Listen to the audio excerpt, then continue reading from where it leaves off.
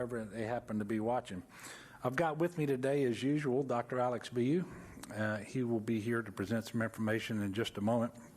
We also have State Fire Marshal Butch Browning, who will be here to answer any questions you might have that pertain to what he's been doing with Open Safely, and that'll become more apparent in just a moment what we're talking about.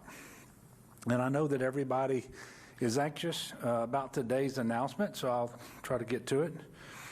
After discussing the data with public health experts in the Department of Health, with epidemiologists and the Resilient Louisiana Commission, and really reviewing the data that we've been accumulating over the last couple of weeks, we will be moving to phase one on Friday, May the 15th. That is this Friday. And so we will be lifting the stay-at-home order. The next proclamation will likely be issued on Thursday, be effective Friday. And we intend to leave it in place for 21 days, which I think is June the 5th. And so the next time that we anticipate having an announcement like today will be on Monday, June the 1st. And obviously we won't know what that announcement looks like until we get there and have the most recent data to look at. Obviously, like all decisions, this one involved a lot of time and work, and I want to thank the folks at the Department of Health, especially Dr. Biu and his team. We wanted to make absolutely sure that we were following the CDC vetted plan that was issued by the White House Coronavirus Task Force and President Trump's phased approach to reopening the country. And I do believe that we are striking the right balance with this plan. And that balance obviously is between public health on the one hand, in this public health emergency, and re-engaging more of our economy, getting more of our businesses open, employers back to work, customers in our stores and restaurants, and so forth. Well, you're going to get some more data in just a moment that's broken down in different ways from Dr. Biu. But I can tell you that statewide we meet the threshold criteria established by the White House based on declining COVID-19-like illnesses being presented to the hospital emergency rooms based on cases. And you'll see in just a moment that's particularly true with respect to cases as a percentage of tests administered, which is one of the White House criteria, and with respect to hospitalizations. In addition, as we outlined on Friday, and this too is part of the President's plan, we now have more testing capacity in state.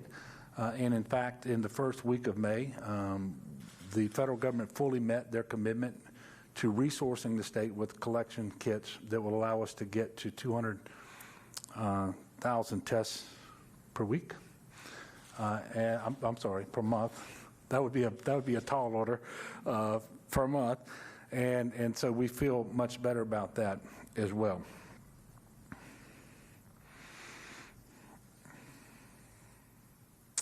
And that capacity that we have for testing and for contact tracing that'll be in place by this Friday greatly exceeds that which was available to us a couple of weeks ago. The bottom line is the people of Louisiana have worked really hard since this public health emergency was first announced in order to slow the spread of COVID-19. And I am proud and I want to thank the people of Louisiana for doing that. They committed to and complied with the stay-at-home order, and had they not, we would not have seen the progress that we have been able to see. I also want to remind everybody that until Friday, the stay-home order is still in place.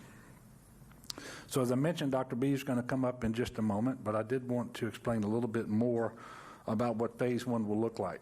And again, we're doing this on Monday so that we have an opportunity to answer questions throughout the week. The proclamation will be issued on Thursday, effective on Friday, and I'm encouraging people to read the proclamation itself because it will be a complete document that will give you links to different places that if you need to go see certain things, such as we will still have three categories of businesses in Louisiana. Those deemed essential by CISA, the Cybersecurity and Information Security Agency that works in the Department of Homeland Security at the national level, they're on their third edition of what constitutes essential infrastructure. And we have embraced the full scope of those businesses that constitute essential infrastructure by CISA. They will continue to operate as they have without restrictions as to the number of persons that can be present and so forth, but they do have obligations, obviously, to employees and to customers with respect to public safety and social distancing, the use of PPE and so forth. Then you've got a second category of non-essential businesses. I'll get back to those in just a moment. And then you've got a third category, and those that are closed businesses. Now, there will be fewer of those, but there will still be business types that will be closed in Louisiana. For example, during phase one, tattoo parlors, massage establishments, spas, amusement parks, children's museums, bars without LDH food permits, they will remain closed. In the second category, that's everything in between. So if you're not CISA, if you're not essential infrastructure under CISA and you're not one of the closed, you're in the middle, just like we had a middle before, but the middle is going to be larger because there will be more businesses that will be allowed to open, and they will include things like hair and nail salons, gyms and fitness centers. But there will be restrictions in place. Most notably, these businesses will operate with a maximum occupancy of 25% and must practice social distancing. And in fact, the 25%, that is so that we know that they can practice social distancing when they open. There should be enough square footage in the establishment so that individuals can stay 6 feet from one another. Further, employees interacting with or in close proximity to customers will have to wear a face mask or a face covering. As I mentioned, I expect that the proclamation that moves us into phase one and ends the stay-home order will last for 21 days through June the 5th.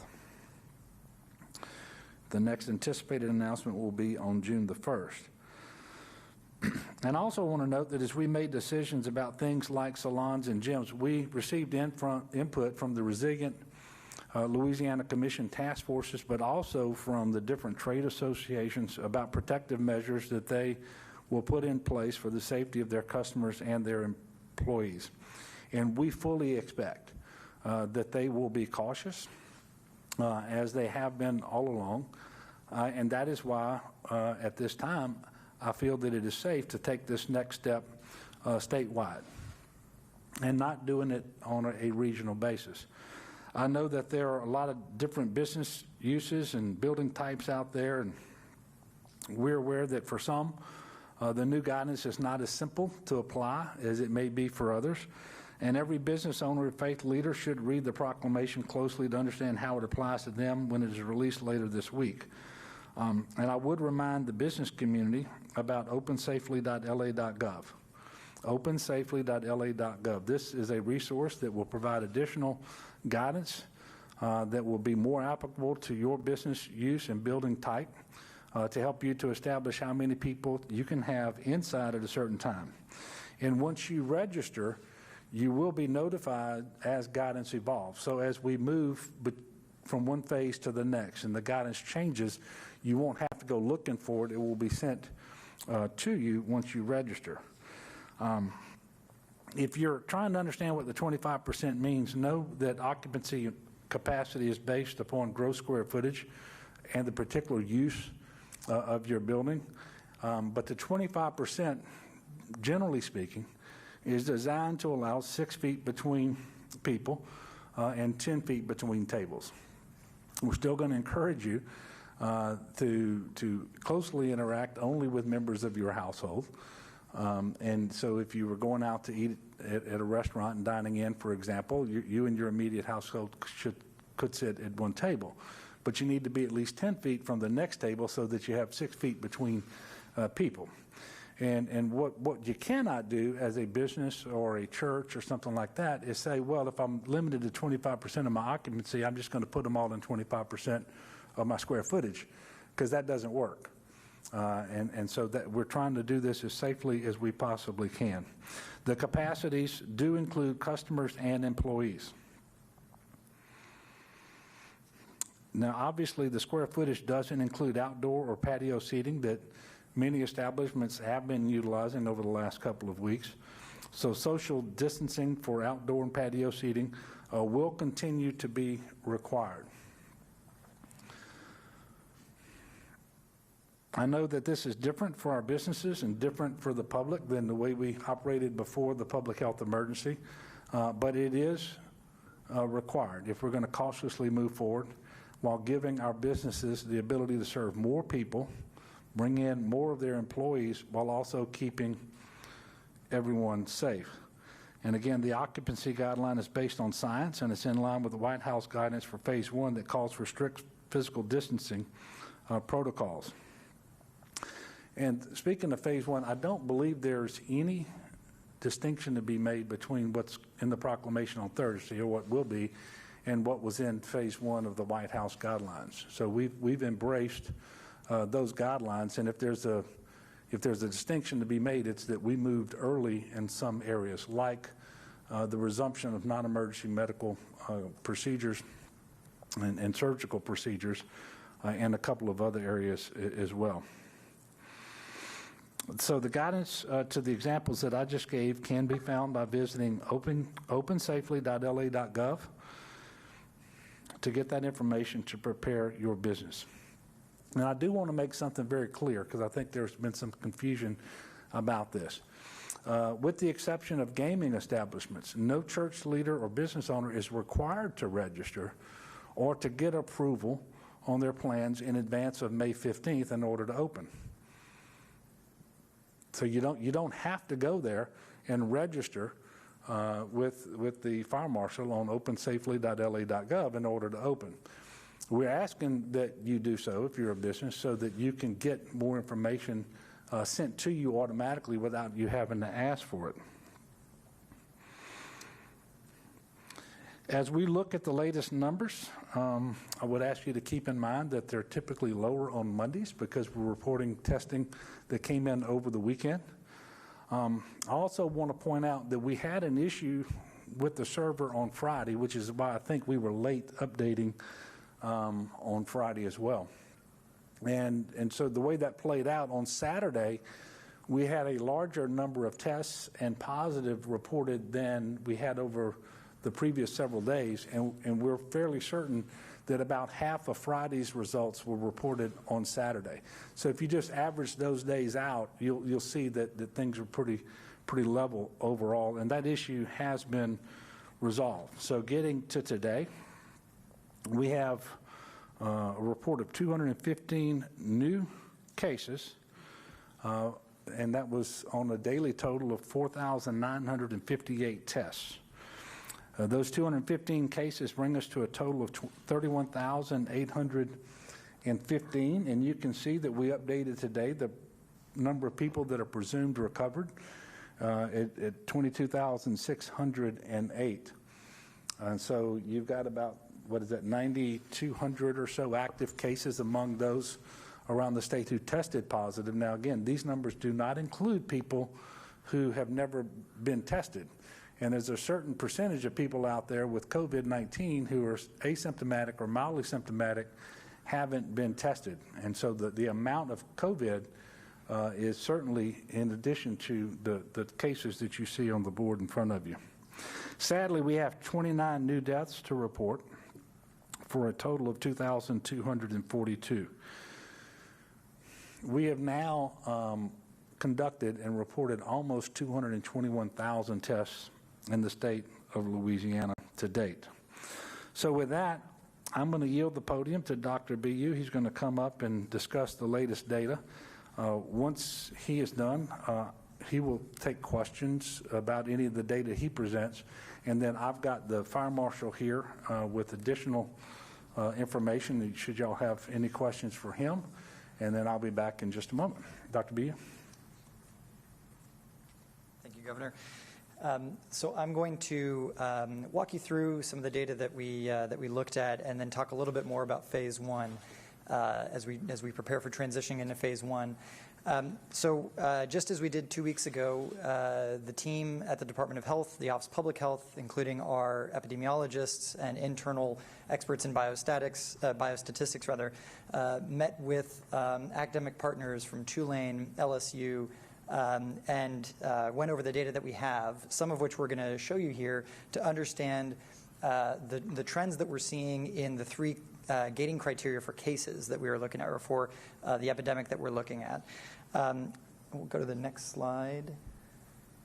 And so first wanted to just represent where we were on the 27th. This was the slide that we had shown to you, I think, on April 27th, after we had the initial discussion.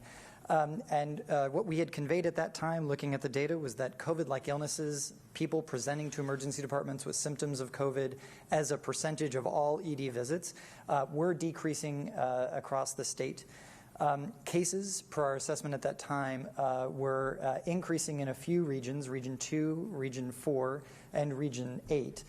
And then in Region 7, the Shreveport area, we were seeing a general plateauing in cases at that time. And perhaps most concerning to us, we saw an increase in hospitalizations over time in Region 2, the Baton Rouge capital area, and Region 8, the Monroe area, as well as plateauing in what we were seeing in hospitalizations rather than a decrease in the Southwest, in the area around Lake Charles in Region 5, as well as in Shreveport in Region 7. When we looked at the data 2 weeks later, what we see is generally improvement in trends. When we look at syndromic surveillance, so that COVID-like illnesses, we did note that in central Louisiana, the area around Alexandria and really covering Cenla, did seem to show a plateau in people presenting to emergency departments as a proportion of total emergency visits. However, overall, the syndromes or symptoms rather were down for COVID-like illnesses across the state. Cases, here we saw only two regions, Region 6 and Region 8, so again, Cenla and the Monroe area, where we saw an increase in cases, just looking at actual cases reported and the epidemic curves, and I'll show you some examples of that in a moment, as well as a general plateauing at the state level overall, and specifically in Regions 2, the Baton Rouge area, and Region 9, the North Shore and Florida parishes.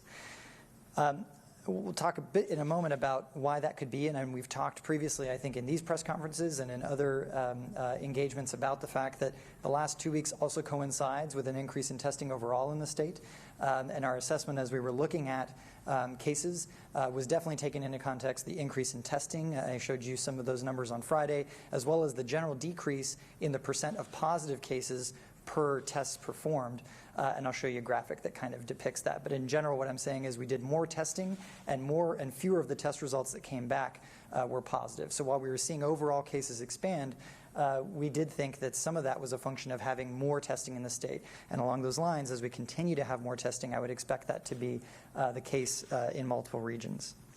When we turn to hospitalizations, we did see that Region 2, where we had previously seen an increase, now is in a decreasing trajectory. And Region 5, the Southwest, where we had previously seen a plateau, has now also started to decrease. Region 8 continues to increase on its previous trajectory. And Region 7, where there had been sort of a plateau in hospitalizations, we see an increase. And I'll take you through some graphs to show you a little bit of what we're looking at on the next slide. This is a depiction of what we look at the state level. The top graph is depicting this percentage of COVID-like illness syndromic presentations to the emergency department as a proportion of total emergency department visits. You can see that certainly has a peak that comes up towards the beginning of April and then has been coming down statewide since that time. The middle chart is an epidemic curve. Here we're depicting the change in new cases being reported as an average, 3-day running average over time.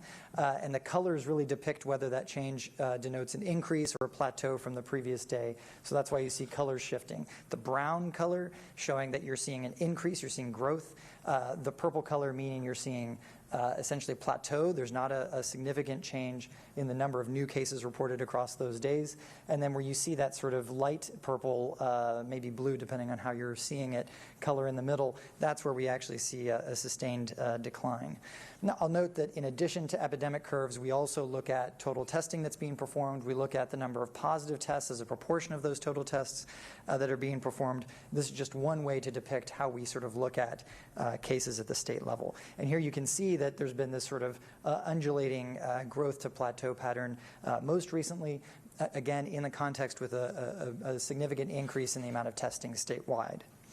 Hospitalizations may be a little bit easier to interpret as a graph. This is the 3-day running average of total daily admissions to the hospital where somebody is admitted, I should say people in the hospital with a diagnosis of COVID-19. And as you can see that's been on relatively steady, albeit not steep decline over time. Previously, we know that the first hot spot in the state, and certainly the hottest spot in the state, and one of the hotter spots in the country, was the Greater New Orleans area. And so what we see when we look specifically at Region 1, the Greater New Orleans area, is really a largely good story here. We're seeing that the syndromic surveillance of symptoms have been coming down steadily since a peak. We've seen the cases also coming down, obviously some plateauing, especially as we've seen some increase in testing in that region, and that's one of our more robustly tested regions. And then hospitalizations, again, a steady decline, even steeper than the overall state decline. Region 1 continues, it had much higher that went up, much farther to go, but it seems to drive a significant amount of the improvement in hospitalizations. I did want to highlight, though, the two regions that still give us some concern. We'll start with Region 7, the Shreveport area. And while we see that symptomatically we're seeing the same decrease that we saw in other regions and statewide, that people are presenting to emergency departments in Region 7 with fewer, as a proportion, fewer COVID-like illnesses, when we look at cases, you have this sort of, again, rolling plateau, maybe slightly decreasing trend in cases. And again, if we look at the last 14 days or so, we think that's probably decreasing. What I think is important to point out is Region 7 is another region that has a fair bit of testing going on. So this is in the context of a fairly good testing in that area as a percent of total population. Hospitalizations-wise, though, you can see what we were looking at before, where you have this plateaued graph, but then that tail most recently where there's been steady increase over the last 2 weeks. Now, that steady increase is definitely there. I will note that just given that the numbers in the region, the population is a little bit less than Region 1, what's being depicted there is actually an increase of about 44 total admissions over the last 2 weeks net. So it doesn't mean that there are hundreds of people in the hospital showing up each day more and more. However, I will note that we have about 380 admissions between Region 7 and Region 8 that were added net during the last 2 weeks. If we look at Region 8, we see, again, a similar sort of a little bit noisier plot when we're looking at syndromic surveillance, because, again, it's all about the volume of tests. The greater the numbers are that are showing to the emergency department, the smoother that curve will be. So in general, we see smaller numbers of people presenting to hospitals or emergency rooms, and it means for a choppier graph. But the general trend is down for symptoms. However, when we look at cases, especially looking via the epi curve, what we see is this sort of stepwise increase to plateau pattern. Again, we've been increasing significantly the amount of testing that we've been doing. We've been doing more testing, especially in the parishes that border Mississippi, and we'll continue to have even more sites there, like in East Carroll, Madison, and Tensas. And so we'd expect that there may be some flattening of the trend here in Monroe, though we hope certainly that we see an increase or a decrease over time. Hospitalizations, however, we've been seeing this stable increase again with some movement around this trend line that shows the last 14 days. Again, just to emphasize, while this trend is increasing over the last 2 weeks, that's a net of 4 hospitalizations. People are coming and going from the hospital, being admitted and discharged, but on the whole, there's been an increase of 4 net cases over that last 2-week period. And so 4 hospitalizations net can be absorbed by the health system in the greater Monroe area, same as 44 being absorbed by the hospital system in Shreveport. But I think what I want to really sort of convey here is these are trends, and we're watching them closely. And especially as now we're taking steps to relax restrictions, it's really incumbent on all of us, especially in these regions, to take seriously the opportunity to social distance, to wear a mask, to stay home if you're sick, and as we're going to see as we surge contact tracing into these areas, to work with us on abiding by an isolation or quarantine recommendation, and stay in your homes for that 14-day period as requested, because we don't want to see these numbers rise to crisis levels. So I'll move now to talking a little bit about phase 1. The governor already highlighted many of these. Oh, sorry, I skipped a slide. I promised that I was going to come back to this idea of percent positivity. So again, as we presented on Friday, we've been increasing the amount of testing going on statewide. And this was the same graph that I showed on Friday, where we've seen week to week there's been a significant increase in the amount of testing at a state level. The blue bars are the total testing going on. The orange bars are the positive values, the actual cases that are being reported out of that testing. And what you can see is while there's an upslope in the blue graphs, there's a downslope in the orange, meaning that the percent that's positive is coming down even as we increase testing.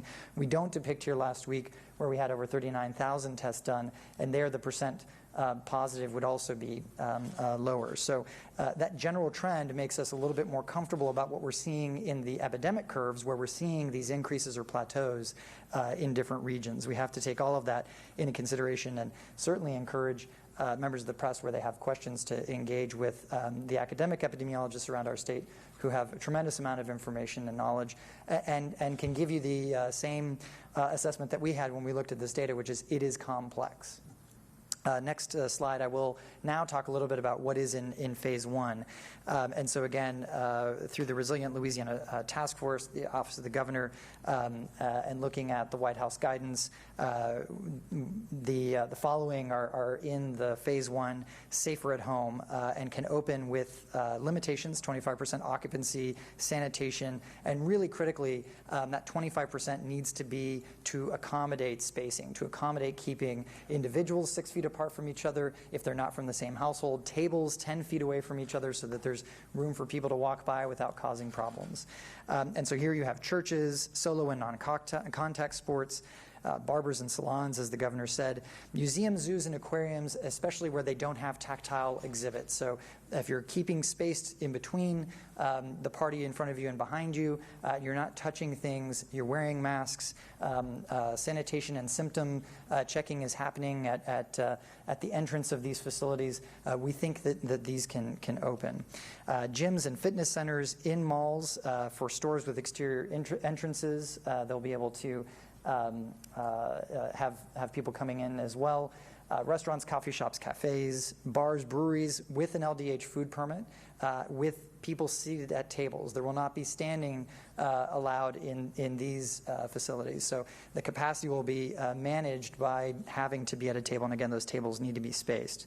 Theaters, casinos, video poker, and then racetracks, notably racetracks with no spectators. I do want to point out that though we are opening up these facilities on the next slide, I want to reemphasize that does not mean that everybody in the public should go out and enjoy these open businesses. We certainly want the businesses to reopen and to thrive, but we want to continue to message to the public that if you are in a high-risk group, if you are 65 or older, if you have significant underlying health concerns, the risk from COVID still remains, and you need to take measures to keep yourself safe, and certainly would recommend that they not go out, that they stay home at this point as well, because there's still a significant amount of COVID in the state, more than 9,000 active cases based on our estimate of the recovered as of today. And so the risk is still remaining there for COVID. And we want to make sure that those individuals at highest risk are taking control over keeping themselves safe, and their family members who are part of a household with those individuals should also be thoughtful about the risks that they take and then bring back to their home. On the next slide, I think what we wanted to emphasize is that what we're talking about here is not a return to pre-COVID, Louisiana.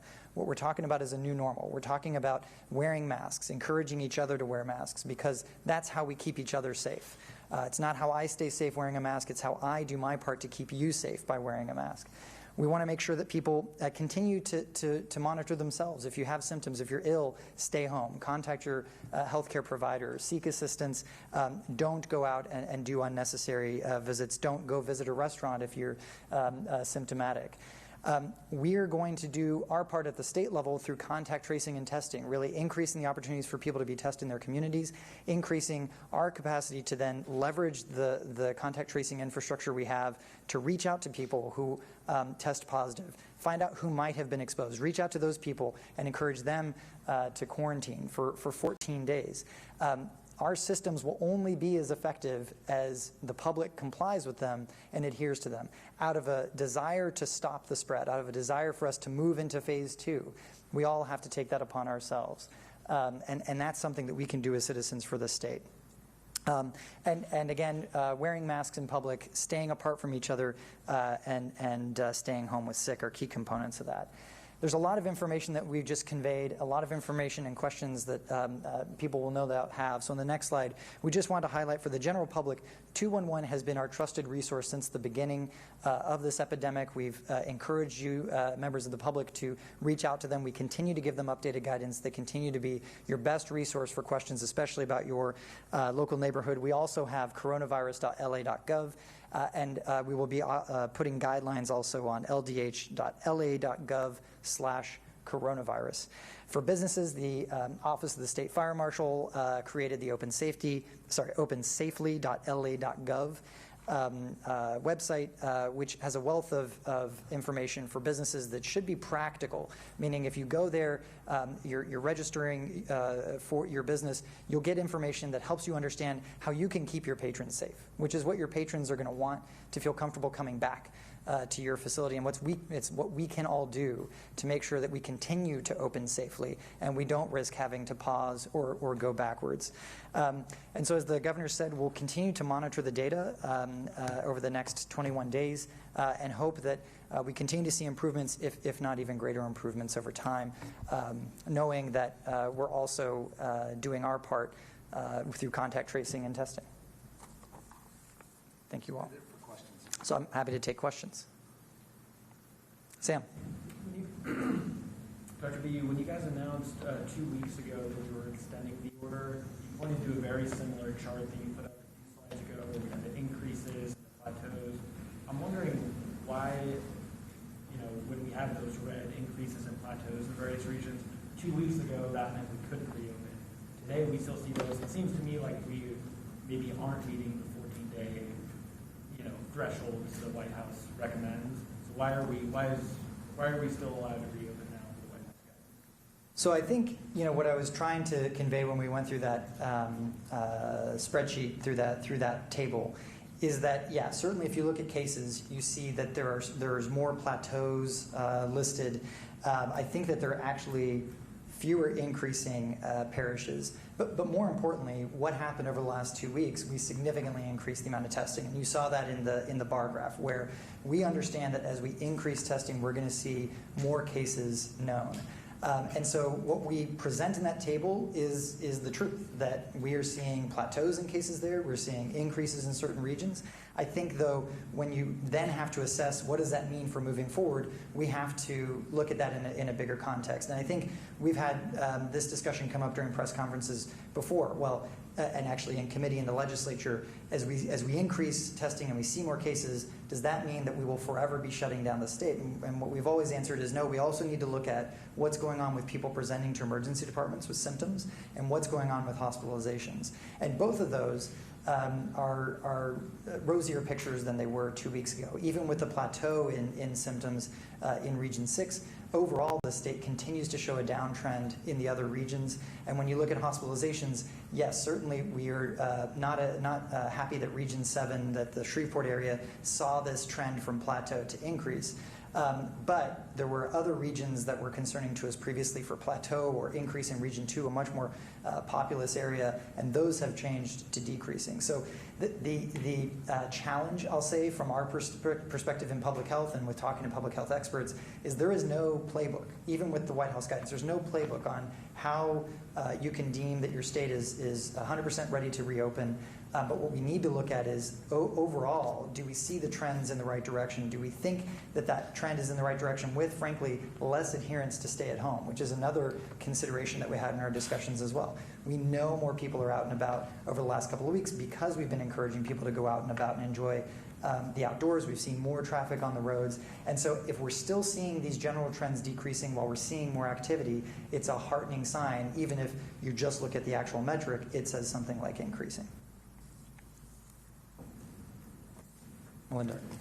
Outside of the occupancy limits, are there any other limits on the size of public gatherings? I know, obviously, under the stay-at-home order, it's been 10 people. Are those kind of limits being extended in any fashion, or is it just the occupancy rate? So for gatherings, we're still recommending small gatherings. For facilities, we're giving the occupancy level. Is that? So there will be question? no. I mean. I don't think there's going to be any change to the gathering guidance in this phase. The occupancy levels for people who are now coming into establishments where we're controlling the amount of spacing, the symptoms checks at doors and the like. And I think this is a question for the governor, but I'm already seeing some criticism from various business groups about the 25% occupancy limit and the idea that some businesses they can't afford to reopen if that's all the space they're going to have. Yeah, well, that's obviously unfortunate, and the goal isn't to keep them from reopening. It's trying to balance safety on the one hand in light of this public health emergency and the need to open more stores and get people back to work and get more customers into these stores and restaurants. And if you look, I think I haven't done an exhaustive analysis state by state, but if you look at them, 25% is pretty common across the country. And in states that never reached the level that we did in terms of our cases per capita and the type of hotspots that we've had around the state, principally in New Orleans and in Jefferson Parish. But that 25% is designed to allow for the strict physical distancing, social distancing that is called for in the White House guidelines. So it wasn't arbitrary. It wasn't some number that was just picked out of the air. It corresponds to the square footage of the business and trying to make sure that people can engage in those businesses safely. I would point out a couple of things that on the Safer at Home slide for phase one that Dr. BU went through. The 25% limit on solo and non-contact sports doesn't apply to the team, so you don't have to field 25% of a baseball team. For example, but it does apply in the stands, and so obviously if you're outdoors and you can spread the spectators around the outfield and the sidelines and so forth, then that'll be fine. So with that, I'll take more questions. Yes, sir. Governor, under what circumstances would it cause you to roll this back? I mean, you're obviously going to keep monitoring it. There's a chance you said spike COVID's still here. What would you have to see to roll back these? Well, we're looking at the data every day when it comes in, and if we saw a spike in cases and that was more than you would expect to see just because you were increasing your testing capacity that actually caused an increase in hospitalizations, then you've got to take a real serious look. And you got to try to figure out, is this something we can keep a lid on because of the additional testing capacity and the contact tracing capacity that we have. And we'll just be talking about that as we go with Dr. BU and his team, but we're also talking to the elected leaders from whichever region that might be taking place in. Yes, sir. Hey, that's exactly the scenario in Monroe where you have cases increasing and hospitalizations increasing. Maybe this is a question for Dr. B, but is that because of the testing results are just not coming in, that testing was increased there, or were they not really adhering in that area to social distance? Well, I mean, I can't know for certain. I don't have any reason to think that the folks in Region 8 in the Monroe area were less adherent to the stay-at-home than people elsewhere. Not every place is affected to the same degree and at the same time as other places, and thankfully that's so. So when we saw the huge increases in cases in New Orleans and in Jefferson Parish, that didn't play out everywhere, and sometimes you get them later. And I would submit to you that things don't really happen in isolation. And so if you want to look at Monroe and Shreveport, for example, you probably also need to look at Dallas and Jackson, Mississippi, just to see kind of what's happening along those corridors. But Leo, I would point out that there's a net increase of 4 hospitalizations over the last 2 weeks in Monroe. So when you we showed it as an increase because that's where it graphs out, but it's a net of 4. With respect to cases, we believe that the cases are showing up because the testing is increasing. And by the way, we're going to greatly increase our testing capacity in Northeast Louisiana over the coming couple of weeks, especially in those rural Delta parishes that we have over there. Yes, sir. Going back to the spike in cases, you kind of talked about, depending on where they are, I know moving to this phase 1, you talked about not wanting to do a regional approach. Well, if some things maybe have to close down or more restrictions go in place, depending on the spikes, could you be looking at a regional? Yeah, I think it's entirely appropriate to consider, and of course we don't have it yet in front of us, and when we do, we'll look at it. If we ever have to slam on the brakes in terms of easing the restrictions, and it might be that we do that by region as opposed to the approach that we've been taking thus far, which is to do things at the statewide level. And again, I feel comfortable with the approach to do this at the statewide level, and I would tell you that if you pull out the phased guidance from the White House, from the CDC, that we do meet the requirements to go to phase 1. And there's no doubt, whether you look at the information in Globo or by region, we're much better off today than we were a couple of weeks ago. It's a conversation that I had actually on Saturday with the Vice President, and again today at a video telephone conference. But also I was able on Saturday to talk to Dr. Fauci and a separate conversation with Dr. Giroir. And Admiral Giroir is over testing for the country, and he reaffirmed the absolute commitment that the federal government has to resource our testing plan to get to 200,000 tests per month for May and for June, and really going beyond that as well. All of that played into to the decision that we have. And I'll tell you, if you look at the data that Dr. Beal presented, and the overall trends are positive for the state of Louisiana. And I think it bears mentioning because it's, in some ways it seems like yesterday, and some ways it seems like a year ago. But it was just several weeks ago that we had the highest growth rate in cases in the country here, and really in the world, according to Dr. Wagner. We were number 2 in the U.S. in cases per capita.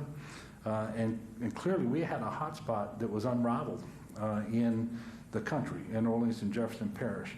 Since April the 27th, the number of COVID patients in our hospitals is down by 373.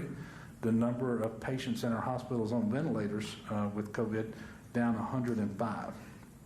And that said, I agree with Dr. Bu. We're not declaring victory. This is not mission accomplished.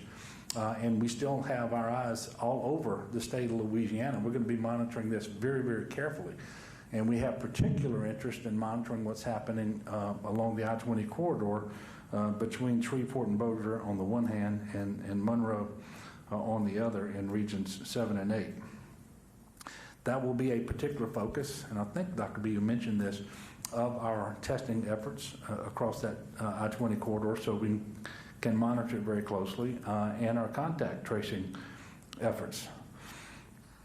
It's important that people understand, though, that while we're easing restrictions, and I just mentioned it, it's not mission accomplished. We're not declaring victory. There's still COVID out there, just like there is all over the country. And we really need people to wear that mask when they're out in public and they're dealing with people who are not part of their immediate household. We need them keeping that physical social distancing of 6 feet away from others. We need to make sure that they're washing their hands frequently, soap and water. And if there's one thing that's critically important, it is that literally, even though I don't have a stay home and order in effect come Friday, people who are vulnerable, this really shouldn't make much difference to them at all. If you're 65 or older, if you've got these chronic comorbid conditions like hypertension, diabetes, kidney disease, heart disease, obesity, you really need to be extremely careful and stay home unless you're doing something that really is essential. And you know, I would just remind people that in addition to being safer at home, everybody still has their part to play. And I know this isn't easy, and I know it isn't comfortable wearing a mask, and I suspect as we get into June and July and August, and it's going to get really hot. But it is incredibly important for people to do that, because we don't want to have to go backwards. The worst thing we can do for our economy is to have starts and stops. But if we're going to open up more of our economy, get more people back to work, get more people in our stores and in our restaurants and so forth, we have to practice these things. Otherwise, we don't really have, and not just us in Louisiana, but this is key for the whole country. We don't have a whole lot of other tools in the toolbox in order to keep the case count down outside of the testing and the contact tracing. So we need people to do their part. And by the way, I think the people of Louisiana will do that. I'm reminded that of all the commandments that were given to us, you know, Luke chapter 10, other than the most important one, loving the Lord with all your heart and so forth, is loving your neighbor as yourself. One of the ways you can love your neighbor as yourself is to wear that mask and protect your neighbor from yourself, because there is still a substantial number of people out there with COVID who don't know they have it. They don't know they have it because they're asymptomatic. An asymptomatic person, by definition, feels like they're healthy. So you can't say, I'm not going to wear a mask because I feel good today. That really defeats the purpose. And so I'm asking people to wear those masks. Got time for a couple more questions. Yes, sir. Governor, can you talk more specifically about what criteria we're going to have to meet to enter phase 2 on it or whatever the date is, and also what phase 2 might look like? For instance, if bars reopen, is it going to look a lot like what the White House Yeah. started with? Sam, I am not going to talk about what phase 2 may look like. It would be very consistent with what's in the White House plans. But there's only so much information we should put out on one day, and we're asking people to focus on phase 1 right now. And as we get closer to the decision on what phase 2, whether we're going to get to phase 2, then we'll start talking about phase 2. But the criteria remain the same. You just have to keep making the same progress when it comes to COVID-like illnesses being reported to the emergency rooms, cases either as a raw number or as a percentage of tests, and hospitalization capacity. All of that has to be trending in a positive direction for 14 consecutive days. So the analysis looks very similar to what we just went through. And because you have to have 14 days worth of data to look at, it seems prudent to me to put this order in place for 21 days so we can collect the 14 days and then take a look I at it. guess I'm just wondering how you might define rebound, because the White House says you want no evidence of a rebound. I don't know if you have specific Yeah. numbers you look at to. Well, first of all, we will continue, as we always have, with questions like that, to reach out to the CDC for their guidance and what it is that they might be looking for and how they would measure it and so forth.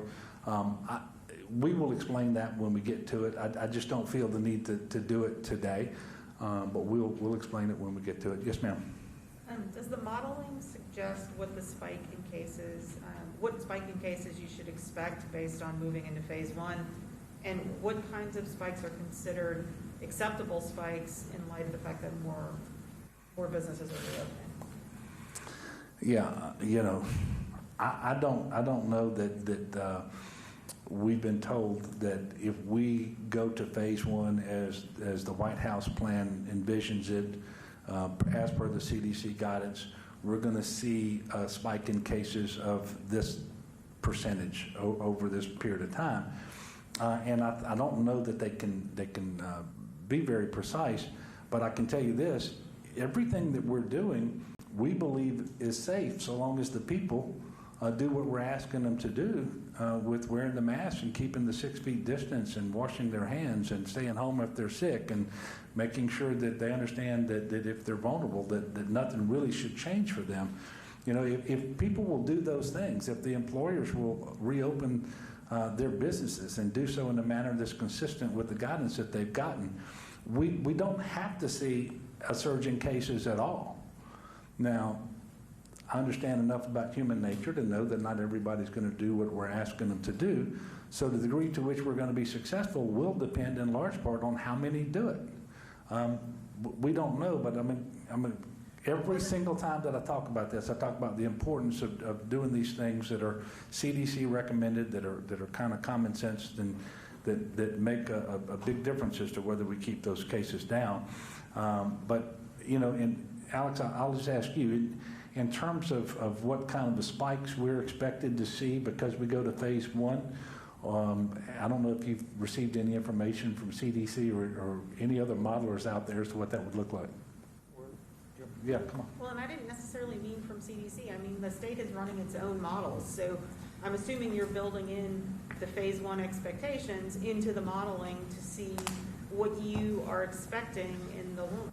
So our models that we've been operating in the department have not modeled what does it look like to open and have contact tracing. We had worked with Johns Hopkins, though, to look at those scenarios. And what they showed was really it's dependent on how effective the contact tracing is. Some of that is on the department. Can we get enough contact tracers out to reach people? Is the testing adequate to meet that demand? But again, a large component of it is how do people then react and respond to contact tracing? Are they helping us as we reach out, find people who could be exposed? Are they themselves adhering to isolating if they have COVID? Are they quarantining if they've been exposed to someone with COVID? What they modeled was looking at an example, a shining example of how effective that can be in that South Korea. And we know that it'd be very challenging for us to be as effective as South Korea was in contact tracing. And so what we're looking at is how effective can we be? And that's hard to predict. Again, models don't predict, but what they told us is if we're not very effective, if we don't have adherence and participation in contact tracing, we should expect that there would be a challenge and that we would see a growth in cases again, and that we would have the same kind of picture that we had going into this. And that's why we keep emphasizing how important it is. There's only so much the state can do. We really need everybody to do staying at home, wearing a mask, and adhering to quarantining if you're asked to, because that's how we're going to stop the spread, put a ring fence around COVID cases as they develop, and keep them from spreading in our communities. So that's at least what I can say about the modeling. Last question, everybody. And I think, Melinda, to further answer your question, it is possible when you look at the cases that are developing, especially as a percentage of the tests given, and at hospitalizations over time, you can predict the rate of transmission, the R naught, and kind of know where it is based on that. And so we know that as a state right now where we are, we know it. I say when we know it, the models tell us where we think we are at the state level and each region, and we're going to continue to look at those numbers as we move forward. And so when the R0, if it should increase, we will take a look at that and see how significantly increases and so forth. All right, I've got one more. Well, no, I'll go ahead and do two more. Leo and then Greg. Okay, many parents are asking, when can daycare centers reopen? Well, about 30% of the daycares never closed. And so they will be reopening with guidelines as they are able to do it, coming through the Department of Education in partnership with the Department of Health. But I want to say the last report I got on this from Interim Superintendent Beth Sino, about 35% had never closed. Now they may have taken in fewer children and focused on the children of healthcare workers and that sort of thing, but about 35% never closed. Yes, sir, Greg. Governor, as you know, the REC accepted a forecast of $1 billion or more hole in the upcoming budget for the next year. Yeah. Are your expectations that the lawmakers pass a budget by June 1st? Or are you, there's been some talk of them moving past that special session, see if there's a federal rescue? What are your thoughts on that? Well, I don't think we're going to know anything more in the month of June than we're going to know in the month of May. And so I would hope that while we're here in a regular session, that we do the essential work that the legislature has to do, and part of that is passing a budget. And the number for next fiscal year, based on the LFO forecast, which is the one that was adopted, I think is $867 million. That is a very challenging number. Even with the CARES Act money that we have, even with the rainy day funds that will be available next year, and even with the FMAP enhancement that the federal government has given, and that's the percentage of the Medicaid program that the federal government will pay. So there's a 6.2% kicker there. So even with all of those things, it becomes a very challenging budget. But there's no reason at this point to believe we're going to know more in June than we know now. And so I would encourage them to pass a budget. And no matter what we do preparing for next fiscal year, I think it's a pretty good bet that we would be coming back in October after an REC meeting to make adjustments to the budget for the remainder of the fiscal year. But we do need to adopt a budget so that come July 1st, we can keep the government in operation across the state of Louisiana. But no doubt, it's a very challenging situation. And I do hope that something, either the Cassidy-Menendez bill or something like it will get passed. It's one of the things that we talked about today with the Vice President. We spent a lot of time on that. The governors all around the country. And he certainly expressed an openness to it, as did the Treasury Secretary, and thought that that might come into focus much more over the next couple of weeks. It would be very helpful if that happened. Look, thank y'all very much again for coming out. We're scheduled again for Wednesday. Is that right? Yes, 2:30. Wednesday at 2:30, right here. So appreciate y'all covering this, and I want to again tell the people of Louisiana how much I appreciate them. For the patience that they've shown, for the compliance with the stay-at-home order, to put us in position where we can enter phase one, and I think do so safely. But whether we get through phase one safely really depends on continued compliance with all of these mitigation measures. We are not back to life as we knew it before COVID-19. There is a new normal in place, and everybody has a role to play, and I'm asking that you play that role. It's extremely important if we're going to be successful and not have to go backwards in terms of putting more restrictions in place, which is the worst possible thing that we can do for our economy. It's the worst possible thing we can do for our workers and so forth. And so we are asking everybody to comply with the order. We're under the stay-at-home through the end of this current proclamation period, but on this Friday, May the 15th, we will move to phase one. Please make sure that if you've got questions that you get those questions answered this week so that you can proceed on the 15th with the new order. God bless you and thank you so much. Governor John Bel Edwards outlining the new normal that we will be facing beginning Friday, May 15th. We can now confirm Governor John Bel Edwards plans to lift the statewide stay-at-home order on Friday, May 15th, leading us into phase 1 of the state's reopening. So what does that look like? Well, take a look at your screen here. We gathered from this briefing that phase 1 would allow things like salons and gyms, churches, movie theaters, barbershops, bars that offer food services, museums, and even restaurants for dine-in service to reopen on May 15th, but of course with strict social distancing restrictions. I know some of you tweeted me asking about nail salons. That is included in that as well, meaning all of these businesses can only operate at 25% of their capacity. That includes both employees and customers. Employees at all of these businesses interacting closely with customers will need to wear face masks once reopening begins.